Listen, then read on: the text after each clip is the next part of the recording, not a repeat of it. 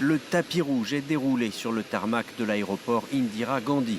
Vladimir Poutine, qui voyage peu, se rend en Inde pour la première fois depuis l'invasion de l'Ukraine, avec en tête l'idée de renforcer encore plus les liens entre Moscou et New Delhi.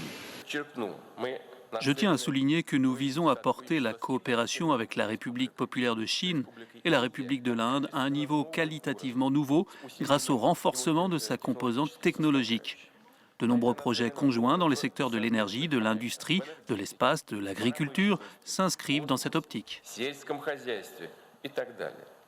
Pékin et New Delhi sont devenus des partenaires vitaux pour Moscou depuis le début de la guerre en Ukraine. L'Inde en particulier, pays le plus peuplé de la planète, est un marché de choix pour le gaz et le pétrole russe. En 2021, les échanges bilatéraux entre les deux pays s'élevaient à 11 milliards d'euros. 4 ans après, ils ont presque été multipliés par 5 pour atteindre 60 milliards. Un bond qui s'explique presque entièrement par les importations énergétiques indiennes. Mais depuis quelques mois, les achats indiens reculent. Washington reproche à New Delhi de financer l'effort de guerre russe et menace de maintenir des tarifs punitifs sur les produits indiens. Naviguant entre les deux puissances, Narendra Modi, qui a l'ambition de faire de son pays un champion géopolitique, pourrait en profiter pour rééquilibrer sa balance commerciale avec Moscou.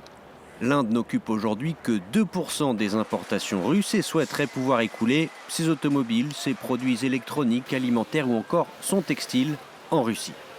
En échange, Vladimir Poutine tentera d'entériner des nouvelles livraisons d'armes à l'Inde, un pays qui en achète beaucoup et qui se fournit auprès de Moscou depuis les années 50.